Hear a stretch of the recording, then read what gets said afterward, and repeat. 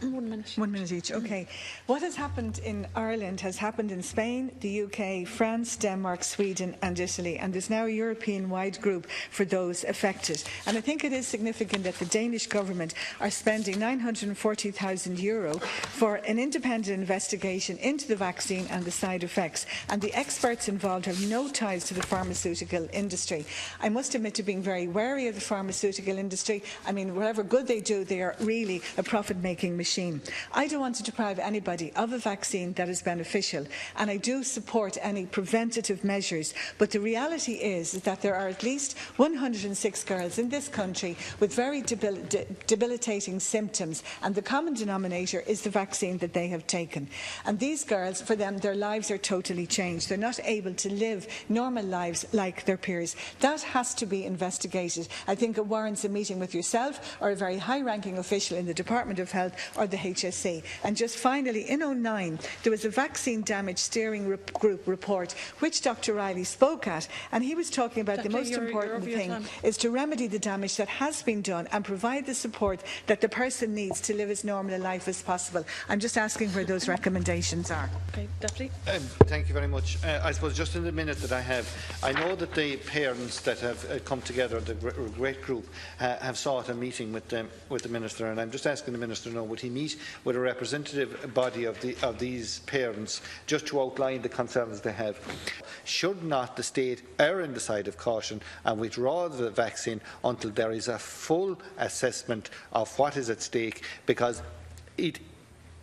the debilitating condition that these young women have, it is frightening to listen to them. It is frightening to listen to their parents in relation to it. And I think that it does merit from the state and from the department and from the HSE a full investigation to park the vaccine until he can prove that there is no side effect. And I believe that that would be in the best interest of everybody. And I would ask you, Minister, as well, I know that there's a request gone in for you to meet with a representative group of the parents towards the end of November. Thank you very much. Minister.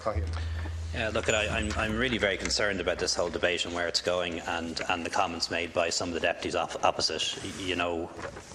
I really very alarmed to hear that we're getting into this space again, where Deputy Sullivan is almost implying that there's some sort of plot from the pharmaceutical industry against people, and it's all about them making money, and this isn't, based on evidence or scientific advice. I'm really concerned about it, and I'm really concerned to hear a Fianna Fáil TD calling for a vaccine or a drug to be withdrawn without scientific evidence to back that up. That really does bother me, because we've been here before.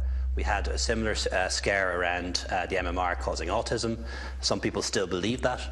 Children developed autism at the time, and parents connected the vaccine to autism because that's around the time that those symptoms appeared. And some people still believe that, believe it or not today, even though the doctor who came up with that has retracted and been struck off, even though there's no scientific evidence to report it. And the result of that, and scaremongering and irresponsible behaviour by people who should know better, some people got measles, mumps and rubella because their parents didn't vaccinate them. And of course we have a similar issue where the jury is still out on the issue of narcolepsy as to whether that was caused by a vaccine at the time or whether it was coincidental, whether it was another cause at the time, a virus or some other cause that affected it. What do we know about this vaccine? We know that it does prevent cervical cancer, which is an awful cancer that kills loads of women every year. We know that it causes genital warts. We know that it prevents genital warts. We know that it prevents head and neck cancers and also penile and anal cancers in men. We know, and we have scientific evidence and fact that that is the case. We do not know if these long-term psychological and physical effects that some people are reporting are any more common among girls who've had the vaccine as opposed to those who did not. And the Swedish-Danish study done so far, which went back over 1 million girls, 300,000 of whom had the vaccine, did not see any higher incidence of any diagnosis or disease in the 300,000 who had the vaccine as opposed to the 700,000 who did not. And I really would appeal to members opposite, deputies and senators, to be responsible in your comments on this matter. I really would appeal to you to do that, because scares around people using medicines and vaccines really do cost lives, and any decisions that are based on this have to be based on the scientific facts and the epidemiological evidence and nothing else, and no meeting with me will change that. These decisions are made based on scientific and expert advice, and I really would appeal to deputies to be responsible in your comments and actions around this issue. The next item is in the name of